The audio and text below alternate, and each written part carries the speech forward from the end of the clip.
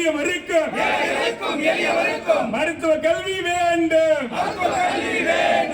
ஏழைகளுக்கும் எளியவருக்கும் மருத்துவ கல்வி வேண்டும். துணை போகாதே ஒன்றிய அரசு மோடி அரசு துணை போகாதே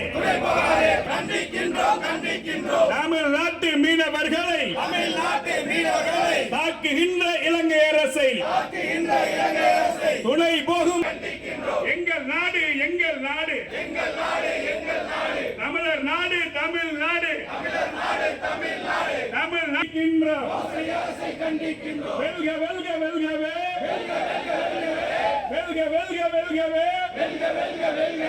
மதிமுக வெல்கவே வாழ்கவே மக்கள் தலைவர் ஓங்கட்டும் பேரறிஞர் அண்ணாவின் புகழ் ஓங்கட்டும் வெல்கவே மதிமுக வெல்கவே வாழ்கவே தலைவர் வைகோ வாழ்கவே போராட்டம் இது போராட்டம் திருச்சியிலே போராட்டம் நமது எம்பி அண்ணன் துரை வைகோ தலைமையிலே ஆர்ப்பாட்டம் இது ஆர்ப்பாட்டம் வெல்லட்டும்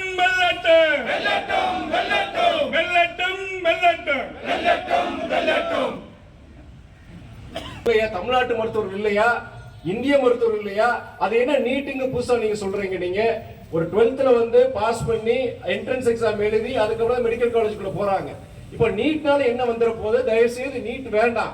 ஏன்னா நீட்டுங்கிற போது கோச்சிங் சென்டர்ஸ் 2 வருஷம் 3 வருஷம் போறாங்க. ஒரு வருஷத்துக்கு 2 ல இருந்து 4 லட்சம் ரூபாய் செலவாகுது. 2 வருஷம்னா 8 லட்சம் ரூபாய் செலவு. இவ்வளவு செலவை செஞ்சு ஒரு அதாவது ஏழை வீட்டு பிள்ளைகள் நம்ம கிராமத்து பிள்ளைகள்லாம் ஒரு மருத்துவராக முடியாது. அதனால நீங்க சொல்ற தகுதியின் அடிப்படை கிடையாதுங்கிறது நம்ம சொன்னோம். அதனால நீட் வேண்டாம்னு சொன்னோம். ஆனா அவங்க தொடர்ந்து தகுதியின் அடிப்படைன்னு சொன்னாங்க. ஆனா இப்ப என்ன நடந்துச்சு உங்களுக்கே தெரியும். இந்தியா முழுவதும் கொஸ்டின் பேப்பர் லீக்ஸ், வினாத்தாள் கசிவு, அது இல்லாம கிரேஸ் மார்க்ஸ், இதுல கிட்டத்தட்ட பல்வேறு முறைகேடுகள் நடந்திருக்கு. பல்வேறு மாநிலங்கள் நடந்திருக்கு. சிபிஐ வழக்கு பதிவு பல பேர் மேல வழக்கு பதிவு பண்ணிருக்காங்க. அப்பனா அது மெரிட் பேஸ்ட், அது தகுதியின் அடிப்படையா? இது பித்தலாட்டம் அடிப்படையில் நீட் தேர்வு நடத்தப்படுகிறது. இதுதான் நாங்க தமிழ்நாடு முதல்ல இருந்து சொல்லிட்டு இருந்தது. இன்னைக்கு இந்தியாவில் இருக்கிற அனைத்து மாநிலங்களும் இந்த நீட்டை கண்டிச்சிட்டு இருக்காங்க. இன்னைக்கு நீட் வேண்டாம்னு சொன்ன நம்ம முதலமைச்சர் மாதிரியே நம்முடைய மேற்கு வங்க முதலமைச்சர் மம்தா பானர்ஜி அவர்கள் வந்து நீட் வேண்டாம்னு சொல்றாங்க. பல்வேறு மாநிலங்கள் இந்த கருத்தை சொல்லிட்டு இருக்காங்க. இதுக்கு முன்னாடி எந்த நிதி திட்டங்கள் எதுவும் கிடையாது. நீங்க தமிழ்நாடு மட்டும் கிடையாது, பாஜக அல்லாத பிற இயக்கங்கள் ஆள்கின்ற மாநிலங்களுக்கு எந்த திட்டங்களோ எந்த நிதியும் கிடையாது. அதையும் கண்டிச்சு இன்னைக்கு இந்த ஆர்ப்பாட்டம் நடந்துட்டு இருக்கு. இன்னைக்கு நான் அதாவது என்னுடைய நாடாளுமன்றத்தில் இந்த பட்ஜெட் இடத்துல பேசும்போது வச்ச முக்கியமான ஒரு என்னன்னா நம்முடைய நாட்டுடைய ஜிடிபி உள்நாட்டு உற்பத்தியில தமிழ்நாட்டுடைய பங்கு எவ்வளவு தெரியுமா? 8.8 விழுக்காடு. நாட்டினுடைய ஒட்டுமொத்த ஏற்றுமதி எக்ஸ்போர்ட்ல வந்து நம்முடைய தமிழ்நாட்டுடைய பங்கு கிட்டத்தட்ட 10 விழுக்காடு. ஜிடிபில 8.8%, எக்ஸ்போர்ட்ல கிட்டத்தட்ட 10% நம்ம தமிழ்நாடு கொடுக்குது. அதே நேரத்தில் நம்மளுடைய தமிழ்நாடுடைய இந்திய ஜனத்தொகையில தமிழ்நாட்டுடைய ஜனத்தொகை வந்து கிட்டத்தட்ட 6 விழுக்காடு. ஆனால் அந்த ஒன்றிய அரசின் வரி தொகுப்பு அவங்க மொத்தமா வசூல் செஞ்ச அந்த நிதியிலிருந்து தமிழ்நாட்டுக்கு ஒதுக்கப்பட்டது வெறும் 4%. அதாவது நாட்டுடைய ஜிடிபி நம்முடைய பங்கு கிட்டத்தட்ட 9 விழுக்காடு, ஏற்றுமதியில 10 விழுக்காடு, ஜனத்தொகையில நம்ம வந்து கிட்டத்தட்ட 6 விழுக்காடு. ஆனா நமக்கு ஒதுக்கப்பட்ட நிதி 4 விழுக்காடு. உங்களுக்கு எல்லாருக்கும் தெரியும், சென்னையில ஏற்பட்ட அந்த புயல் வெள்ளம், நம்முடைய தென் மாவட்டம் குறிப்பா தூத்துக்குடி மாவட்டத்தில் ஏற்பட்ட புயல் வெள்ளத்துல நிறைய பேர் இறந்தாங்க. கிட்டத்தட்ட நூற்றுக்கணக்கான இறந்தாங்க. நீங்க கிட்டத்தட்ட பல்லாயிரக்கணக்கான கோடிகள் சேதாரம். இன்னைக்கு கிட்டத்தட்ட 37,000 கோடி, 37,097 கோடி வந்து நமக்கு வேணும்னு சொல்லிட்டு நம்முடைய முதலமைச்சர் அண்ணன் தளபதி அவர்கள் ஒன்றிய அரசுக்கு கோரிக்கை வச்சாங்க. ஒரு தடவை இல்ல, 2 தடவை இல்ல, பல தடவை கோரிக்கை வச்சார். கடிதம் எழுதினார், நேரில் சந்திச்சு பேசினார். ஆனால் நமக்கு அவங்க எவ்வளவு கொடுத்தாங்க? வெறும் 276 கோடி. கேட்டது 37,097 கோடி, கொடுத்ததோ 276 கோடி. அது எப்படி?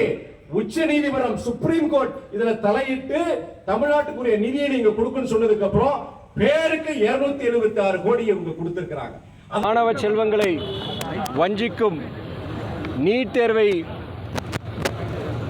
கண்டித்தும் தமிழ்நாட்டு மக்களை வஞ்சித்த இந்தியா ஒன்றிய பாஜகவின் ஒன்றிய அரசின் நிதிநிலை அறிக்கையும் கண்டித்தும் இன்று மாபெரும் ஆர்ப்பாட்டம் இங்கே நடைபெற்றது. இங்கு மட்டுமல்ல, தமிழ்நாட்டில் உள்ள அனைத்து மாவட்ட தலைநகரங்களிலும் மறுமலர்ச்சி திராவிட முன்னேற்ற கழகத்தின் சார்பில் நீட் தேர்வை கண்டித்தும் ஒன்றிய அரசின் தமிழ்நாட்டு மீது காட்டியுள்ள இந்த மாற்றாந்தாய் மனப்பான்மையை கண்டித்தும் ஆர்ப்பாட்டங்கள் நடைபெற்று கொண்டிருக்கின்றன.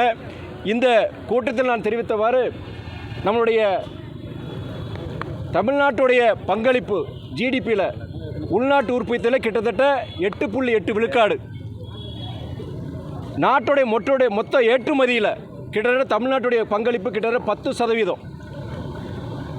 மொத்த இந்திய ஜனத்தொகையில் தமிழ்நாட்டுடைய ஜனத்தொகை 6%. ஆனால் நம்ம ஒன்றிய அரசுடைய வரி தொகுப்பிலிருந்து தமிழ்நாட்டுக்கு கொடுக்கப்பட்ட நிதி கிட்டத்தட்ட 4 விழுக்காடு தான். அதாவது மொத்த நாட்டோட எக்ஸ்போர்ட்ஸில் வந்து நம்ம கிட்டத்தட்ட 10%, ஜிடிபியில் கிட்டத்தட்ட 8.8% நம்ம கொடுக்குறோம்.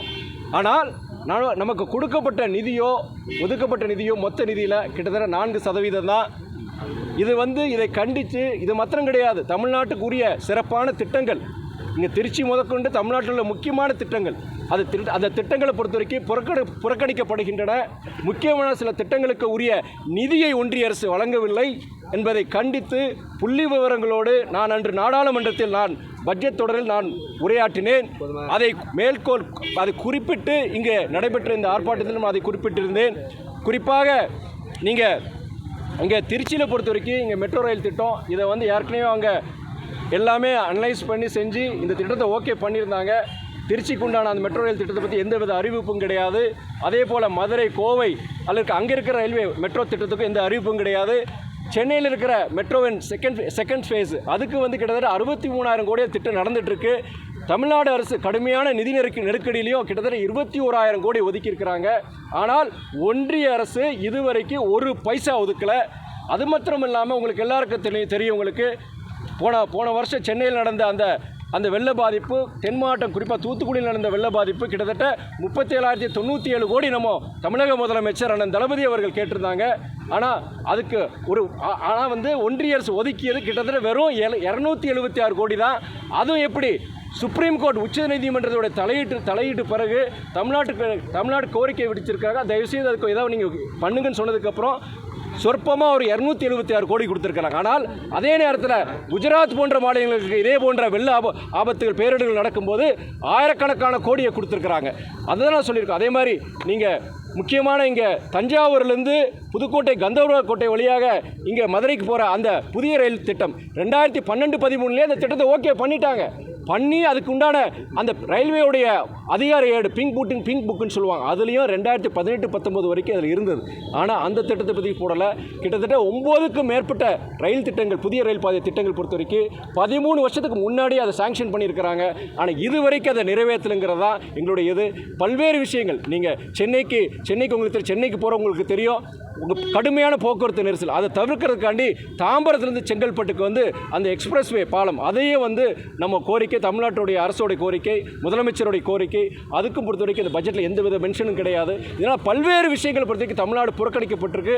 அதே வேளையில் நீட்டை பொறுத்த வரைக்கும் நீட் வந்து தகுதியின் அடிப்படை கிடையாது தமிழ்நாடு சொல்லிட்டு இருந்தது. இன்றைக்கி இந்தியாவில் இருக்க பிற மாநிலங்களும் அதை சொல்கிறாங்க. ஏன்னா நீட் பொறுத்த வரைக்கும் உங்களுக்கு எல்லாருக்கும் தெரியும், இன்றைக்கி கொஸ்டின் பேப்பர் லீக்ஸாக இருக்கட்டும், அந்த கிரேஸ் பாக்ஸ் இதாக இருக்கட்டும், இன்றைக்கி பல்வேறு கிட்டத்தட்ட சிபிஐ முதற்கொண்டு பல்வேறு வழக்குகளை பதிவு பண்ணியிருக்காங்க, பல பேர் மேலே பதிவு பண்ணியிருக்கிறாங்க. இன்றைக்கி நம்முடைய முதலமைச்சர் வந்து நீட்டை பற்றி நீட்டுக்கு எதிரான ஒரு குரல் மாதிரி இன்றைக்கி மேற்கு வங்காளத்தில் அந்த முதலமைச்சர் மம்தா பானர்ஜிகள் அவங்க நீட் வேண்டான்னு சொல்லியிருக்காங்க. பிற மாநிலங்களுடைய முதலமைச்சர் இந்த கோரிக்கையை வச்சிருக்கிறாங்க. அந்த நீட்டை தேர்வை ரத்து செய்ய கோரியும் நிதிநிலை அறிக்கையை கண்டித்தும் நாங்கள் இன்னைக்கு ஒரு ஆர்ப்பாட்டம் நடத்தியிருக்கிறோம். தமிழ்நாடு முழுவதும் அனைத்து மாவட்ட தலைவர்களுக்கும் மதிமுக ஆர்ப்பாட்டம் நடத்தியிருக்கோம். தமிழகத்தில் ஏற்கனவே நிதி ஒதுக்கலாம், அதாவது தமிழகத்துக்கு நிதி ஒதுக்கலாம். ஆனால் பாஜக சார்பில் பல்வேறு இடங்களில் பட்ஜெட் பொதுக்கூட்டம், அதாவது பட்ஜெட் விளக்க பொதுக்கூட்டங்கள் நடத்துகிறாங்க தினமுமே பல்வேறு நகரங்களில்.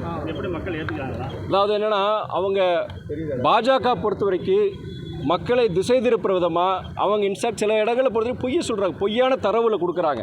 ஆனால் அவங்க நாடாளுமன்றத்தில் அவங்க நீங்கள் பட்ஜெட் இதை நீங்கள் விரிவாக நீங்கள் எடுத்து பார்க்கும். அதனால தான் எங்களை போன்ற அரசியல் இயக்கங்கள் இதை விரிவாக நாங்கள் சொல்கிறோம், நாங்கள் ஜனங்கிட்ட போய் சொல்கிறோம் எந்த மாதிரி பாஜக அரசு நம்மளை வந்து ஏமாத்துது அப்படின்னு சொல்கிறோம். ஆனால் நீங்கள் சொல்கிற மாதிரி சோஷியல் மீடியாலும் சரி பல்வேறு இடங்களில் பொறுத்த வரைக்கும் பாஜக தமிழ்நாட்டுக்கு புறக்கணிக்கலை, எல்லா மாலையும் ஒரு மாதிரி தான் நாங்கள் பண்ணுறோன்னு சொல்கிறாங்க. ஆனால் ஒன்றே ஒன்று சொல்கிறேன், நான் பத்திரிகையாளர் நல்ல ஒரு கேள்வி கேட்டீங்க. பாஜக கூட்டில் இருக்க முக்கியமான தலைவர் அன்பு சகோதரர் அன்புமணி ராமதாஸ் அவர்கள் சில வாரங்களுக்கு முன்பு என்ன சொன்னார்? அவர் நீங்கள் தமிழ்நாட்டிலேருந்து ஒரு தொகுதியோட எங்களை ஜெயிக்க வைக்கல, அதனால் நீங்கள் எப்படி ஒன்றிய அரசுக்கு நீங்கள் எந்த உதவி நீங்கள் எதிர்பார்க்க முடியும், ஒருபோதும் அது நடக்காது அப்படின்னு தான் அவர் சொல்லியிருந்தார். அதை குறிப்பிட்டு கூட நாடாளுமன்ற கூட்டத்தொடரில் அது உங்கள் கூட்டணியின் முக்கியமான தலைவர் திரு சகோதரர் அன்புமணி ராமதாஸ் இந்த மாதிரி சொல்லியிருக்கிறாரு. இப்போ அது மாதிரி தான் நீங்கள் வந்து தமிழ்நாட்டு ஒரு சீட்டு கூட நீங்கள் ஜெயிக்க வைக்கல, நாங்கள் வந்து மகாத்மாவையும் பேரஞ்சு அண்ணாவையும் நாங்கள் பின்பற்றுறோம், நாங்கள் பாபா சாஹேப் அம்பேத்கரோடைய போதனைகள் நாங்கள் பின்பற்றுறோம், வீர் சவார்கர் கோட்சேயோடைய இதை நாங்கள் பின்பற்றுறதில்லை, மதவாத அரசியலை நாங்கள் தமிழ்நாட்டு மக்கள் நம்புறதில்லை, நீ பிரிவினை அரசியலை தமிழ்நாட்டு மக்கள் வரவேற்கிறதில்லை, அந்த காரணத்துக்காண்டி தான் தமிழ்நாட்டை இங்கே புறக்கணிக்கிறீங்களாங்கிறது சகோதரர் அன்புமணி ராமதாஸ் அதை சொன்னதை வச்சு நாங்கள் இன்றைக்கி கேட்டுறேன், நாடாளுமன்ற கூட்டத்தொடரில் கேட்டேன் நான். அதாவது என்னென்னா, உங்களுக்கு எல்லாருக்கும் தெரியும் தமிழ் இருக்குது, ஆங்கிலம் இருக்குது. சரி, வடநாட்டிலேருந்து சில பேர் வர்றாங்க, ஆங்கிலம் தமிழ் தெரியாதவங்களுக்கு சரி ஹிந்தி இருக்குது, சரி இருக்குது. ஆனால் சமஸ்கிருதத்துக்கு என்ன அவசியம்? மொத்தம் நம்மளுடைய இந்தியா நாட்டிலேயே மொத்தம் சமஸ்கிருதம் தெரிஞ்ச பேர் பார்த்தீங்கன்னா ஒரு 1000 பேர் இருப்பாங்க. அந்த 1000 பேர் தான் இருப்பாங்க. இது வந்து தேவையில்லாத ஒரு சர்ச்சையை உருவாக்குறதுக்காண்டி தான். இப்போ நம்ம சமஸ்கிருதம் அதை வச்ச பிறகு தமிழ்நாட்டு அரசியல் தலைவர் நம்ம எல்லாம் வந்து அதை கண்டித்து பேசுகிறோம். உடனே அதை எடுத்து அதை டிரான்ஸ்லேட் பண்ணி சோஷியல் மீடியாவில் வட இந்தியாவில் அதை பரப்புகிறாங்க. அதாவது அதாவது தமிழகத்தை சார்ந்தவர்கள் இவங்க இந்துக்களுக்கு எதிரிகள், ஏன்னா வந்து உடனே மதத்துக்குள்ளே போயிடுறாங்க. இது ஒரு மதவாத அரசியலுக்குள்ளே போகிறதுக்காண்டி தான் அங்கே சமஸ்கிருதத்தை வச்சுருக்க, தேவையில்லாத விஷயம் அது. பாஜக மாநில துணைத்தலைவர் கே.பி. ராமலிங்கம் எம்பி வந்து ஆந்திராவுக்கு வந்து புதிய தலைநகரை கட்டமைக்கிறதுக்காக நாங்கள் 5000 கோடி கொடுத்துருக்கோம், நீங்கள் வேணால் தமிழ்நாட்டை 3ஆக பிரிங்க, 45,000 கோடி தரோம், அதில் என்ன நான் சொன்னதில் என்ன தப்பு இருக்குன்னு. அதாவது மதத்தால் ஜாதியால் பிரிக்கிறாங்க, மதத்தால் பாஜக பிரிக்குது. இப்போ தமிழ்நாட்டையும் 3ஆக பிரிக்கணுங்கிறதுக்காண்டி அவர் பாஜகவுடைய ஒரு நிர்வாகி சொல்லியிருக்கிறாரு. இது அவங்களுடைய பிரிவினை அரசியல், அவர் மேலே தப்பு கிடையாது. அவர் சேர்ந்த கட்சி அப்படி நல்லா தான் இருந்தார். அண்ணன் கே.பி. ராமலிங்கம் வந்து நல்ல ஒரு அரசியல்வாதி, நான் மதிக்கின்ற அரசியல்வாதி, எங்கள் தலைவர் வைகோட நல்ல நட்புறவு கொண்டவர். ஆனால் அவர் சேர்ந்த இடம் அப்படி. பாஜக சேர்ந்தீங்கன்னா அவங்க மத அரசியல் செய்கிறவங்க, பிரிவினை அரசியல் செய்கிறவங்க, அவர் அப்படி தான் பேசுவார். மிகவும் கண்டிக்கத்தக்க விஷயம் அது.